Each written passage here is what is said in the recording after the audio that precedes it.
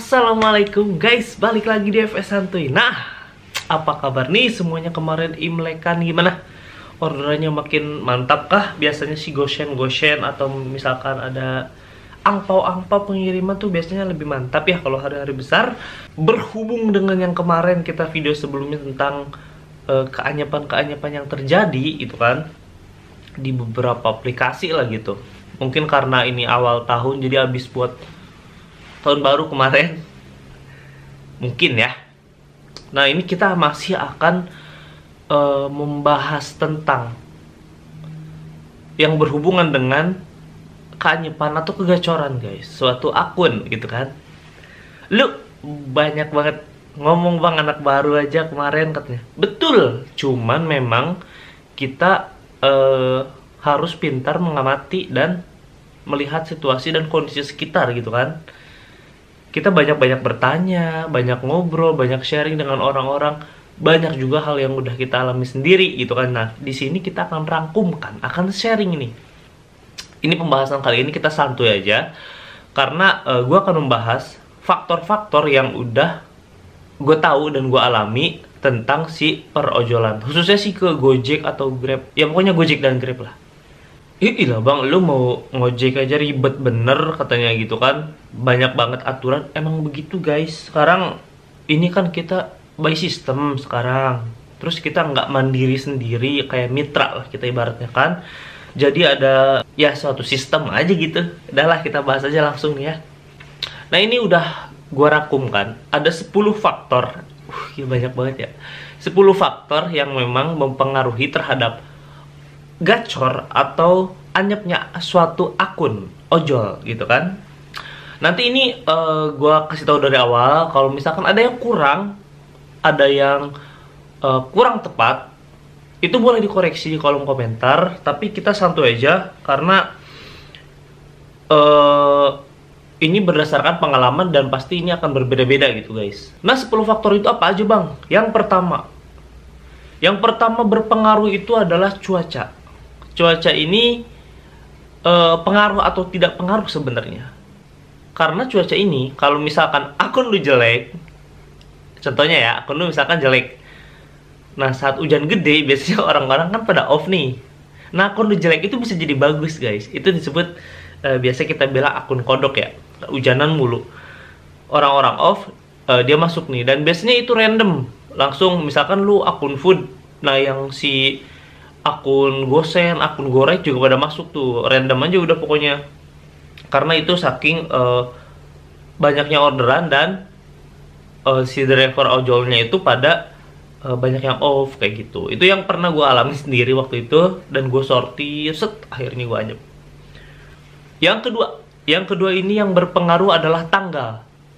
Mau tidak mau harus diakuin ini, karena tanggal ini sangat berpengaruh. Misal kalau yang gue lihat-lihat, perhatiin dan ngobrol dengan orang-orang, biasanya akun-akun gacor kalau di sini ya, akun-akun gacor itu dari Senin sampai Sabtu mereka narik. Nah, minggunya ini kan kosong nih. Nah, ini biasanya orang-orang yang kayak gue nih, yang akunnya biasa-biasa aja, itu pendapatannya agak lumayan, agak naik gitu kan. Itu satu. Terus yang tanggal-tanggal gajian, itu orderan food biasanya cukup signifikan meningkat gitu kan, stabil lah gitu. Terus kalau misalkan tanggal libur sekolah, kayak kemarin kan libur semester sekolah tuh, itu berasa banget orderan goreng kan berkurang pasti, karena anak-anak sekolah pada libur gitu. Atau kayak musim liburan waktu kemarin tuh. Nah, gue di kota nyoba, karena akun gue nggak bagus kan, mungkin orderannya tuh sangat tidak berasa gitu guys. Nah, terus gue kepinggiran nih. Ternyata ke tempat-tempat liburan di situ rame memang. Bahkan kayak yang mart pun itu masuk orderannya gitu, ada aja kayak gitu. Yang ketiga adalah rating. Rating ini memang sangat berpengaruh katanya. Kalau misalkan lu dikasih rating 1, terus lu dikasih komentar negatif, nah itu akan sangat berpengaruh terhadap akun Anda gitu. Tapi kalau misalkan lu dikasih rating doang tapi nggak di komentar negatif, nah itu bisa jadi nggak berpengaruh, katanya sih begitu kata orang-orang. Cuman yang kemarin gua rasain, kasih bintang 1 dan kasih dan dikasih komentar negatif itu memang sangat berpengaruh gitu guys. Gue sempat ngobrol dengan beberapa orang dan mereka begitu juga ngalamin gitu. Jadi rating ini cukup berpengaruh lah gitu. Nah yang keempat ini adalah konsistensi jam on bid, jam lu nyalain aplikasi. Ini sebenarnya kan kita mitra nih, cuman dia emang konsistensi jam on bid ini sangat berpengaruh kalau di Gojek. Jadi kita kayak mitra tapi kayak karyawan gitu. Misal lu biasa on sehari itu 10 jam misalkan, dari jam 6 pagi sampai jam 4 sore gitu kan. Nah udah, besok-besoknya juga konsistensi aja begitu gitu kan. Setahu gue sih minimal kalau nggak salah 6 jam apa 7 jam gitu ya, pernah ngobrol dengan orang Gojeknya. Begitu guys, jadi kata orang tuh rata-rata konsistensi jam on bid di Gojek itu sangat-sangat diperhatikan gitu ibaratnya. Kalau misalkan kayak gue nih misalkan kadang-kadang ngesampingan gitu kan, dapat sampingan, ya udah berarti onnya ya seberesnya aja gitu, paling dari siang ke sore atau dari pagi ke sore, kadang-kadang ya tergantung adanya aja gitu. Nah yang kelima ini memang sangat berpengaruh, yaitu area. Area ini memang sangat berpengaruh guys. Lu mau akun lu platinum sekalipun gacor abis, kalau misalkan lu main nitik di area rame, ini lagi pulang kampung ke area yang sepi banget gak ada orderan, nggak akan dapat orderan dong tentunya gitu. Jadi kalau misalkan akun kita jelek juga, kita main ke pinggiran nih, kita tahu di sini oh ada spot-spot makanan nih, di sini biasanya rame, dan si driver ojolnya ini belum serame di kota. Nah itu sangat berpotensi gitu buat lu. Gue selalu dibilangin sama yang udah lama-lama lah, udah senior gitu kan, bilangin, kata dia, bang lu kalau akun lu jelek, lu jangan main ngadu di tengah kota, jangan ngadu sama yang platinum, katanya gitu kan.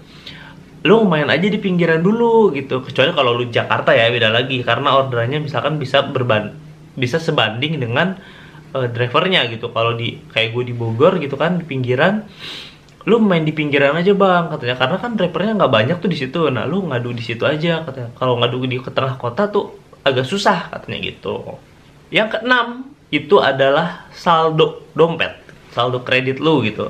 Ini sangat berpengaruh, apa ya namanya ya, berkaitan dengan area tadi nih. Kalau di tempat gue sini itu banyak orang yang bertransaksi dengan COD, dengan tunai gitu. Jadi mau nggak mau kita harus ngisi saldo dulu.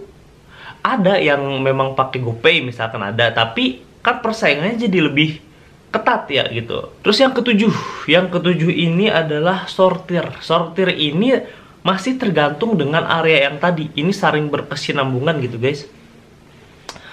Sortir ini gue suka lihat tuh kalau di kan ada tuh banyak-banyak grup gitu kan. Terus banyak-banyak temen yang share juga kalau di Mangga 2, di ITC, mereka banyak yang sortir gitu kan, suka nge-share, bang ini argonya deket nih, nggak diambil kadang-kadang gitu. Atau lu pengen orderannya food aja gitu, jadi orderan yang GoRide atau GoSend nggak diambil, di skip, dilewatin aja gitu kan, misalkan pokoknya yang GoFood aja gitu, jadi disortir mainnya gitu. Nah cuman ini tergantung area juga sih kalau menurut gua guys. Ada sih teman di sini juga di Bogor, ada tuh waktu itu gue ngobrol sering, kata dia dia udah prioritas food, pokoknya kalau ada GoRide, ada GoSend dia nggak ambil. Dan akhirnya sampai dia ngebid pun, narik pun nggak bawa helm 2. Ya udah, tinggal, karena dia udah pasti yakin si ride dan send itu udah nggak masuk ke akun dia, katanya gitu. Terus emang dia kan unjukin ya udah gue lihat, iya sih ini food doang. Terus nggak ada ride atau food yang masuk ke akun dia. Kalau ada kan kelihatan tuh. Nah ini nggak ada gitu. Nah kalau ini pilihan ya, karena gue pernah nyoba kayak gitu dan akhirnya iya anyep memang. Tapi kata temen gue itu emang anyep dulu bang, katanya sekitar 2 mingguan atau 3 minggu, ada juga yang seminggu gitu, tergantung akunnya lah gitu. Udah itu biasanya emang yang masuk diprioritaskan, katanya sih gitu. Itu boleh dicoba atau boleh dikomen nanti kalau yang mainnya begitu. Emang betul seperti itu katanya ya. Nah yang kedelapan ini adalah pembukaan driver baru, pembukaan rider baru lah gitu.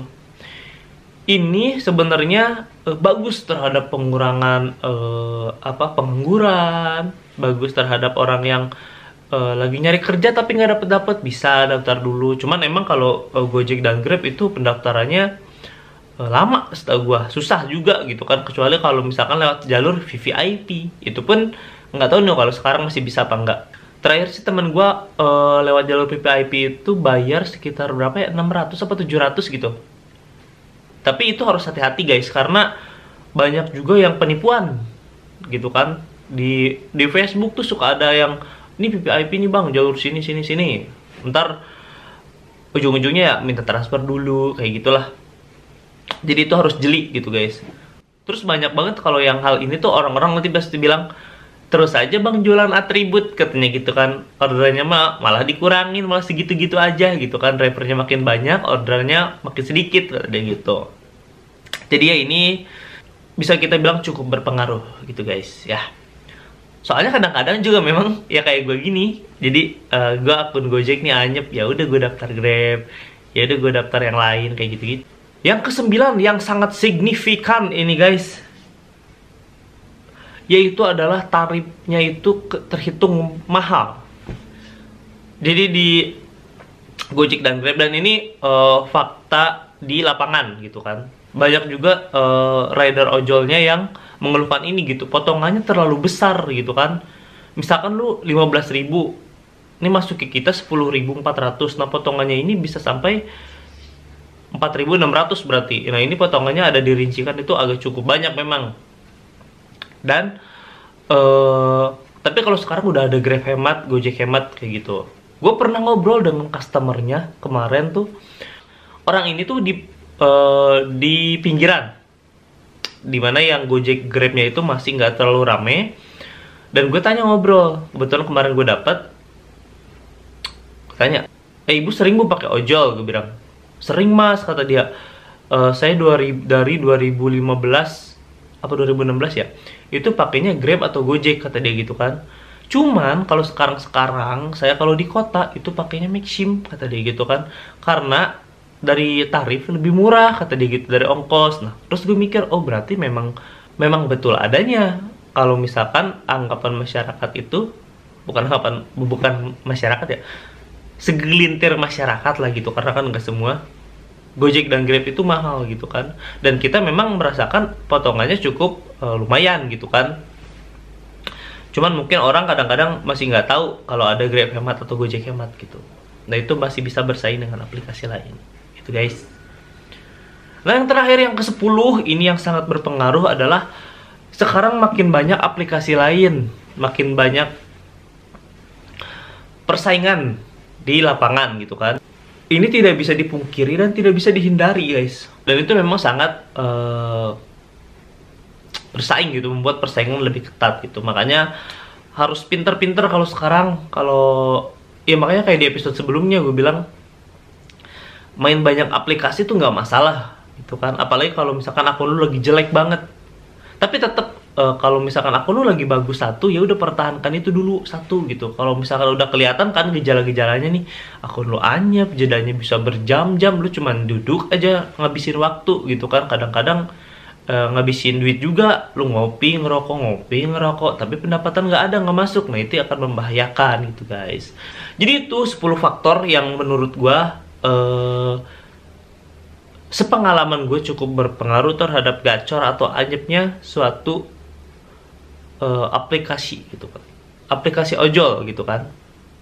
Nah kalau ada yang mau nambahin boleh di kolom komentar, coba ditambahin apalagi bang yang kurang kira-kira, atau yang lu kurang setuju lah di video ini gitu. Nah untuk kedepannya, video selanjutnya gue akan coba membahas ini ada nih aplikasi-aplikasi gabungan gitu kan. Nanti kita akan bahas di episode selanjutnya deh. Sampai ketemu di episode selanjutnya. Wassalamualaikum warahmatullahi wabarakatuh.